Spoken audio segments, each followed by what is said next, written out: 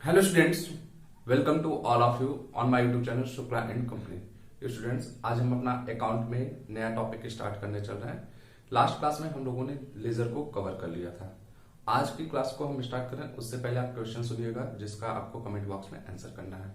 पहला क्वेश्चन आपका है, जब लेजर हम बनाते हैं उसमें कौन कौन से अकाउंट्स ओपन करते हैं, मीन्स जो अकाउंट हम ओपन करते हैं उसके नेचर क्या होते हैं। ठीक। सेकेंड क्वेश्चन आपका है कि जनरल से लेजर में जब हम कोई भी चीज की एंट्री करते हैं तो इस प्रोसेस को क्या बोलते हैं। ठीक। एंड थर्ड क्वेश्चन आपका है कि लेजर को हम और किस नाम से जानते हैं। ठीक। ये तीन क्वेश्चन है जिनका आपको कमेंट बॉक्स में आंसर करना है। अब हम कहें कि जब आज का हमारा अगला टॉपिक होने वाला है वो टॉपिक क्या होगा, पहले आप ये जानिए। हमारा आज का टॉपिक होने वाला है ट्रायल बैलेंस। मीन्स आप सभी को पता है कि जब हम अपना जनरल एंट्री कर लेते हैं उसके बाद लेजर करते हैं और लेजर के बाद जो हमारा आता है अगला पॉइंट ट्रायल बैलेंस। अब लेजर जब हम बनाते हैं तो लेजर बनाने के हमारे पास दो तरीके होते हैं। एक तो हम जनरल एंट्री से कर लें या दूसरी हमारी जो है सब्सिडरी बुक से। मीन्स अगर कोई भी ऑर्गेनाइजेशन में सब्सिडरी बुक्स है उससे भी लेजर बनाया जाता है और यहाँ पे कि केवल जनरल एंट्री की बुक है तो उससे भी बनाया जा सकता है लेजर। लेजर से हम क्या करते हैं, ट्रायल बैलेंस बनाते हैं। बेसिकली हम कहें कि ट्रायल बैलेंस होता क्या है ये समझें। फिर हम कहें कि ट्रायल बैलेंस बनाया कब जाता है। मीन्स ट्रायल बैलेंस का पूरा डिटेल हमें यहाँ देखना है और हम कहें कि यहाँ से क्वेश्चंस आने के चांसेस रहते हैं आपके। जरूरी नहीं कि हर बार आए लेकिन आने के चांसेस रहते हैं क्वेश्चन। ठीक। और खासतौर से बीकॉम एंट्रेंस में ज्यादा आने के चांसेस होते हैं। तो सबसे पहली चीज ट्रायल बैलेंस होता क्या है। अगर हम कहें ट्रायल बैलेंस के नाम में ही देखेंगे ट्रायल एंड बैलेंस मीन्स जो हम लेजर बनाए रहते हैं, लेजर में हमारे जिन भी अकाउंट के जो बैलेंस आते हैं उन सारे बैलेंसेस का रिकॉर्डिंग जो यहाँ पे हम करते हैं उसको बोलते हैं ट्रायल बैलेंस। मीन्स हम ये कह सकते हैं trial balance is a statement which records all balances of ledgers.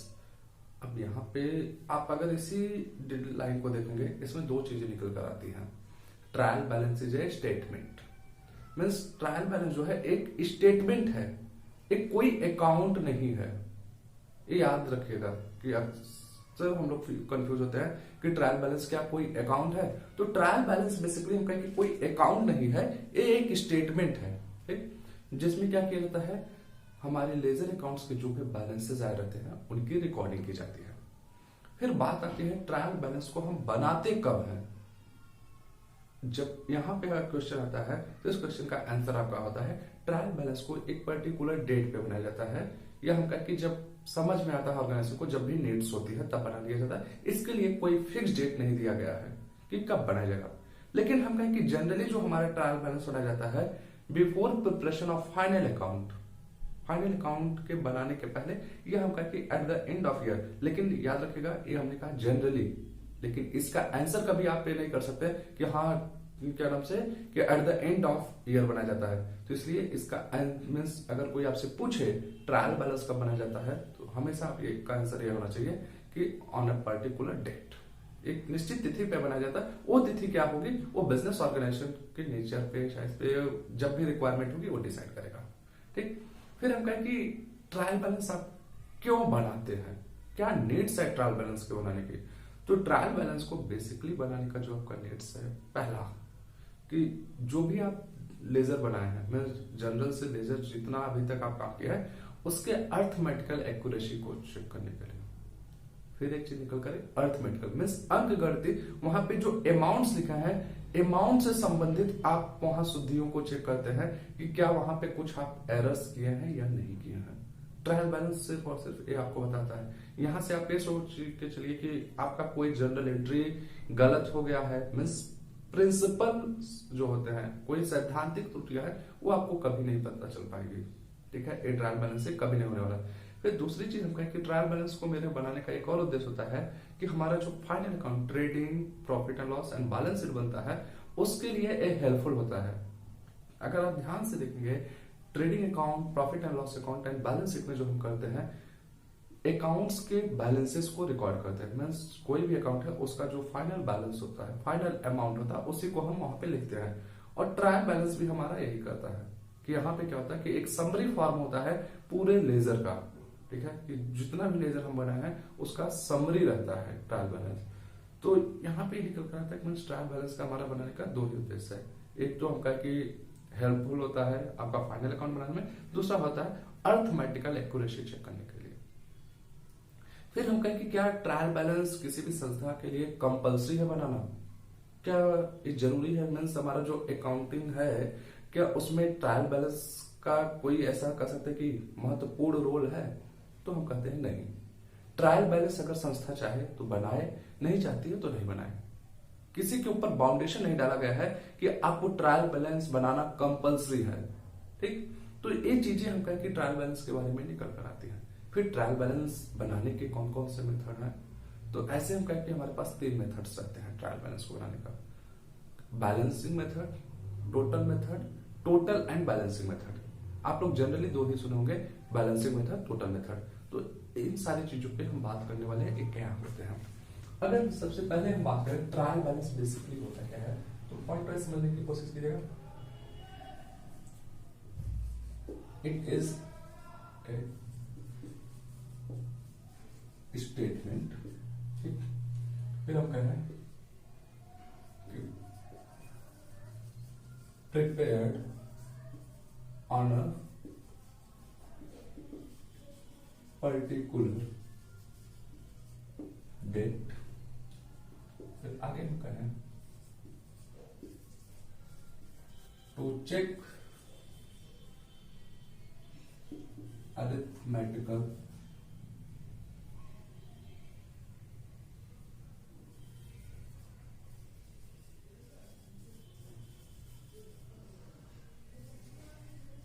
Accuracy. आगे हम कहें कि इसका क्या हम कह सकते हैं कि और ऑब्जेक्टिव, इसको आप कह सकते हैं हम it is summary of ledger. कह सकते हैं it records balances of ledgers। फिर आगे हम और अगर ट्रायल बैलेंस के बारे में बात करें कि क्या किसी संस्था के लिए कंपल्सरी है बनाना, नहीं। It is not compulsory to prepare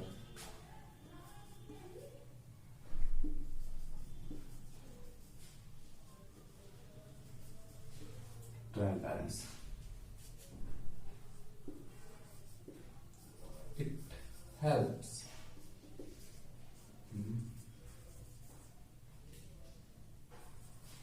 preparation of final account. It is a statement, means trial balance एक स्टेटमेंट है prepared on a particular date, जो किसी एक निश्चित तिथि पे बनाया जाता है, लेकिन अब इस निश्चित तिथि के बारे में कभी कहीं मेंशन नहीं किया गया है। ठीक, to check arithmetical accuracy, means यहाँ पे हम कह सकते हैं कि जो हमारी अंकगणितीय अशुद्धियां हैं उसी को पता चलता है। तो आप यहाँ पे अंडरलाइन कर सकते हैं अर्थमेटिकल एक्यूरेसी, फिर कर सकते हैं पर्टिकुलर डेट एंड स्टेटमेंट। ये चीज यहां से निकल आती है। फिर it is a summary of laser.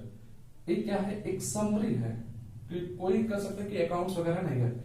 It records balances of ledgers, ये केवल और केवल जो भी हमारे लेजर हैं उनके बैलेंसेस को रिकॉर्ड करता है, नॉट कंपल्सरी प्रिपेयर। ठीक है।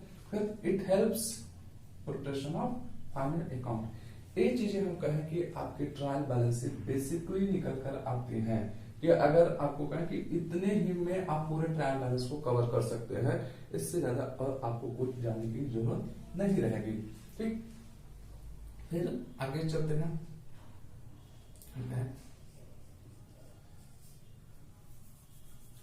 जब हम कहते हैं कि एक किस नेचर के, कई बार पूछ लेता है कि किस नेचर के अकाउंट के बैलेंसेस को रिकॉर्ड करता है। Records balances of all accounts. अब इसका मतलब क्या होगा, हम इसको आपको ब्रैकेट में बता देते हैं। पर्सनल अकाउंट, रियल अकाउंट, फिर यहां पे आप याद रखिएगा nominal account.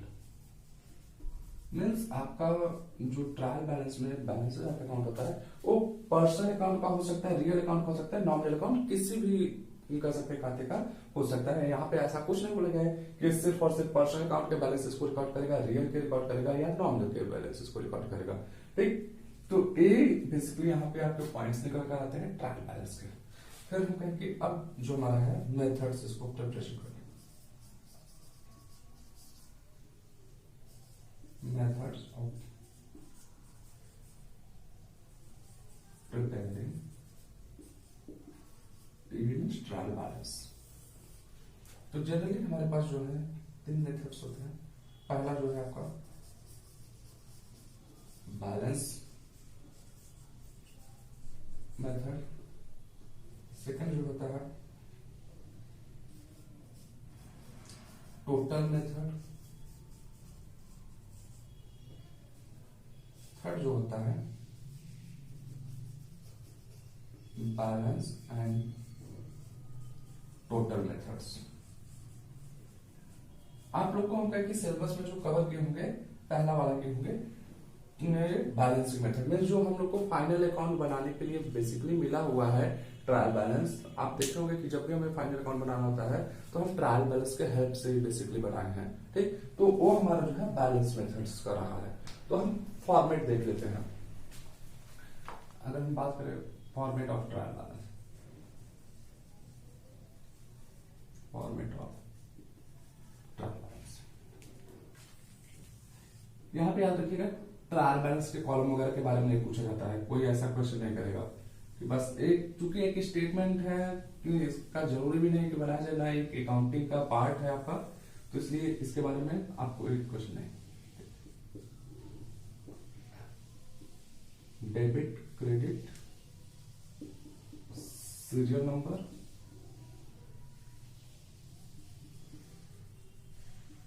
Name of account. यहां पे आप हेडिंग दे सकते हैं ट्रायल बैलेंस ऑफ जिस भी संस्था का बना रहे हैं, एंड डेट जो भी है कि 31 दिसंबर, 30 नवंबर, जो भी आप जिस डेट को बना रहे हैं उस दिन का। और इसका सीरियल नंबर यहाँ 1 2 3 4 दे सकते हैं, नेम ऑफ अकाउंट किस अकाउंट का है, और बैलेंसेस यहाँ पे आप लिख सकते हैं डेबिट एंड क्रेडिट। अब ये कैसे लिखेंगे इसको हम आपको समझने की कोशिश करते हैं। मान लीजिए आपने सेल्स अकाउंट बनाया, सेल्स अकाउंट डेबिट क्रेडिट होता है। सेल्स अकाउंट का हमने बताया कि हमेशा क्या होता है कि क्रेडिट साइड का एक्सेस होता है। मान लीजिए यहाँ पे आपने लिखा 10,000, इधर आपका आया 8,000, तो दोनों का डिफरेंस क्या हुआ 2,000 रुपीज। तो 2,000 ये आपका किस साइड का, क्रेडिट साइड का एक्सेस है, तो इसी को नेक्स्ट मंथ आप ट्रांसफर करके यहाँ पे ले आएंगे 2,000। यहाँ पे अगर हम कहेंगे इसको लिखना हो फर्स्ट सेल्स अकाउंट, एक्सेस किधर का है, क्रेडिट, अमाउंट क्या है, ये है 2,000। तो अगर बैलेंस मेथड से हम बना रहे हैं तो बैलेंसिंग मेथड से आप यहाँ पे 2,000 लिखेंगे। मीन्स ये पहला मेथड हम आपको बताने की कोशिश कर रहे हैं। अगर बैलेंस मेथड से हम ट्रायल बैलेंस बना रहे हैं उसका फॉर्मेट ये रहेगा और अमाउंट लिखने का तरीका ये है। ठीक, फिर अब यहीं पे हम मान लीजिए इसी को आप कर दिए परचेजेस अकाउंट, परचेज अकाउंट बना रहे हैं। अब यहाँ पे फॉर एग्जांपल आपने 50,000 कर दिया और यहाँ पे आपका 20,000 हो गया, तो परचेज अकाउंट में आपका डेबिट बैलेंस हमेशा आता है। तो इधर देखिए 30,000 का डिफरेंसेस है, यहाँ पे आप लिख लिए 30,000 और ये नेक्स्ट मंथ में क्या होगा, डेबिट साइड में टू बैलेंस बीडी करके चला जाएगा। तो परचेज अकाउंट का डेबिट एक्सेस है कितना था 30,000, तो यहाँ पे आप सेकंड नंबर करेंगे परचेजेस अकाउंट 30,000। मीन्स जो भी आप लेजर से ट्रायल बैलेंस बना रहे हैं तो आप लेजर का देखेंगे वो किस साइड का एक्सेस है। मीन्स डिफरेंस जो अमाउंट आएगा बैलेंस कर सकते हैं हम, वही बैलेंसिंग फिगर हम लिखेंगे। अगर डेबिट साइड का एक्सेस रहेगा तो डेबिट कॉलम में जाएगा, क्रेडिट का रहेगा क्रेडिट में, और जब लास्ट में आप यहाँ पे टोटल करेंगे तो दोनों साइड का ऑटोमेटिक इक्वल आ जाएगा, यहाँ पे कोई बैलेंस नहीं आएगा। अगर आपका यहाँ पे टोटल नहीं आ रहा है तो दैट्स मीन कहीं न कहीं आपने कुछ अर्थमेटिकल एरर्स किया है, अमाउंट वगैरह में कुछ न कुछ गलती किया है। वो हो सकता है कि हम कहें कि आपका जहां पे मान लीजिए कि कहीं डेबिट क्रेडिट में लिखना था 10,000 तो आपने डेबिट में लिख दिया 10,000, यहाँ पे एक जीरो भूल में लगाना 1,000 हो गया। इस तरीके से बहुत सारे एरर्स हो सकते हैं, ठीक। तो लेकिन हम कहें कि ट्रायल बैलेंस सिर्फ और सिर्फ टोटलिंग का जो एरर्स होता है अर्थमेटिकल एरर्स या जान सकते हैं। तो पहला जो मेथड था आपका बैलेंसिंग मेथड, ठीक है, एक इस तरीके से बनता है। लेकिन अगर हम कहें कि आगे टोटल मेथड से मींस हमें सेकंड मेथड पे चलना, टोटल मेथड से हमें ट्रायल बैलेंस बनाना है, बहुत ही इजी है, कुछ नहीं करना है। अब जहां पे बैलेंसिंग मेथड में आप बैलेंस लिख रहे थे तो अब यहां आप ध्यान दीजिए क्या करना होगा। फॉर्मेट यही रहेगा, सब कुछ यही रहेगा, ऊपर आप यहाँ पे लिख लेंगे टोटल मेथड से बना है। अब टोटल मेथड में क्या होगा, जैसे मैंने बोला कि परचेज अकाउंट आपका है तो डेबिट साइड में कितना था, इधर का टोटल किया 50,000 है, इधर का टोटल किया 20,000 है। तो परचेज अकाउंट जहां पे आप बना लोगे डेबिट वाले अमाउंट में लिखेंगे 50,000 एंड क्रेडिट वाले में लिखेंगे 20,000। मीन्स दोनों साइड का टोटल। अगर हम कहेंगे यही आपका आगे चल के कैश अकाउंट हो गया और यहाँ पे आपका डेबिट साइड का टोटल आया 70,000 और क्रेडिट साइड का टोटल आया 40,000, तो यहाँ पे आप करेंगे कैश अकाउंट, इधर 70,000 और इधर 40,000। मीन्स टोटल मेथड में हम क्या करते हैं, डेबिट साइड का टोटल डेबिट वाले कॉलम में लिखते हैं, क्रेडिट साइड का टोटल क्रेडिट वाले में लिखते हैं। यहाँ पे हम डिफरेंस ऑफ अमाउंट नहीं लिखते हैं, मीन्स बैलेंसिंग फिगर हम यहाँ पे नहीं लिखते हैं। तो इस तरीके से जब आप करते हुए जाएंगे तो इसमें भी लास्ट में आपका क्या होगा, दोनों साइड का ऑटोमेटिक इक्वल चलाएगा। मोस्ट इंपॉर्टेंट थिंग, जब टोटल मेथड में आप करते हैं तो बोथ कॉलम में अमाउंट लिखा जाएगा, मींस जो भी लेजर आप करेगा। इसी तरीके से हम कहें सेल्स अकाउंट है तो सेल्स का डेबिट साइड का टोटल डेबिट में, क्रेडिट साइड का टोटल क्रेडिट में। फिर हम कहें कि आपका कमीशन का है मान लीजिए तो कमीशन का डेबिट का टोटल डेबिट में, क्रेडिट का टोटल क्रेडिट में। अब फॉर एग्जांपल मान लीजिए कोई ऐसा अकाउंट बना रहा है जिसमें सिर्फ डेबिट साइड का टोटल है, क्रेडिट का नहीं है, तो उसका केवल हम डेबिट साइड में लिखेंगे, क्रेडिट में नहीं। जैसे हम कहें कि सैलरी पे की बात आ जाए, सैलरी अकाउंट किया जाए तो सैलरी अकाउंट जब आप बनाएंगे तो एक तो पेमेंट ही होगा, salary account debit to cash में सैलरी के केवल डेबिट साइड में आप पोस्टिंग किए होंगे, क्रेडिट में तो कुछ गया ही नहीं होगा। तो इधर का आप अमाउंट टोटल कर लिए, मान लीजिए यहाँ पे आया 80,000, इधर नील आ रहा है तो यहाँ पे आप लिख लेंगे सैलरी अमाउंट वाले कॉलम में 80,000 मींस डेबिट साइड था, बस क्रेडिट में छोड़ देंगे। तो ये तरीका है आपका यहाँ पे हम कहें कि टोटल मेथड से ट्रायल बैलेंस को बनाने का। मैं जिधर का आपका जो टोटल रहेगा वो टोटल लिखते हुए जाएंगे, लास्ट में टोटल कर देंगे, यहाँ पे इक्वल हो जाएगा, ठीक। अब फिर जब हम आते हैं थर्ड मेथड पे, बैलेंस एंड टोटल मेथड पे, तो बैलेंस एंड टोटल मेथड पे कुछ भी नहीं करना है, एकदम आसान सा तरीका है। कॉलम हमने इंक्रीज कर दिया, अमाउंट यहां पे आपका हो गया क्रेडिट, यहां पे हो गया डेबिट। आप ध्यान दीजिएगा टोटल मेथड बैलेंस मेथड हमारा जो पहला था मींस बैलेंसिंग मेथड में इसी में हो गया कि केवल बैलेंसेस ऑफ अकाउंट हम रिकॉर्ड करें टोटल में दोनों साइड का।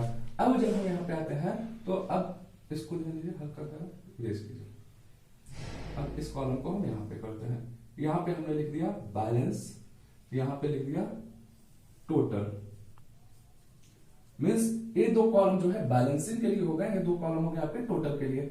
तो फिर अब यहाँ पे हमें कैसे रिकॉर्डिंग करना होगा, ध्यान दीजिए सेल्स अकाउंट बना रहे हैं हम, ठीक। सेल्स अकाउंट में क्रेडिट एक्सेस आपका आएगा हमेशा, तो यहाँ पे क्या होगा जो बैलेंस रहेगा उसको बैलेंसिंग मेथड वाले में क्या करेंगे, मान लीजिए 20,000 था तो 20,000 हमने लिख दिया। जब टोटल मेथड में जाएंगे तो यहाँ पे क्या करना है, सेल्स अकाउंट के क्रेडिट साइड और डेबिट साइड का टोटल लिखना होगा। अगर हम कहें कि यहाँ पे 50,000 था डेबिट में, 30,000 था क्रेडिट में, वो टोटल मेथड वाले में दिए। फिर परचेजेज अकाउंट में होगा, फॉर एग्जांपल यहाँ पे हमारा डिफरेंस जो आ रहा है डेबिट क्रेडिट का वो आया 25,000, लीजिए हमने यहाँ पे कर दिया। अब यहाँ पे हमें लिखना होगा तो फॉर एग्जांपल यहाँ पे हमारा 75,000 था डेबिट साइड का और 50,000 था क्रेडिट साइड का। मींस टोटल मेथड वाले में हम क्या करेंगे, दोनों साइड के अमाउंट्स को टोटल लिखते हुए जाएंगे। बैलेंसिंग वाले में क्या करेंगे, सिर्फ और सिर्फ बैलेंसेस लिखेंगे। इन दोनों का कंबाइंड रूप हम एक साथ जब कर देते हैं मींस कि आपका balance method and total method का जब हम कंबाइंड रूप करते हैं, दोनों को एक साथ मिक्स कर देते हैं, तो हमारा क्या हो जाता है, टोटल एंड बैलेंसिंग मेथड हो जाता है। जनरली हम कहें कि ये आपके कहीं पे जरूरत नहीं पड़ती है, मेथड्स तो दे दिया गया है, इसलिए आप देखेंगे आपके सिलेबस में भी इसको नहीं दिया गया है। सिलेबस में हम कहें तो इसका तो नामो निशान आपको नहीं मिलने वाला है, काफी पुराना चीज हो चुका है। ये आपका टोटल मेथड दिया हुआ है, नाम दिया हुआ है, लेकिन ये बोल देता है कि आपके सिलेबस में आपको पढ़ने की जरूरत नहीं है। जो आपको बताया गया है बैलेंस मेथड बेसिकली बताया गया है, बैलेंसिंग मेथड पे आपका पूरा ट्रायल बैलेंस का जो भी क्वेश्चन वगैरह है वो दिया है। जो आप फाइनल अकाउंट वगैरह बनाते हैं वो बैलेंसिंग मेथड के बेसिस पे ही बनाते हैं, क्योंकि ये दोनों चीजें हम कहें कि हमारे लिए जरूरत ही नहीं है, प्रैक्टिकल लाइफ में भी जल्दी आपको देखने को नहीं मिलेंगी।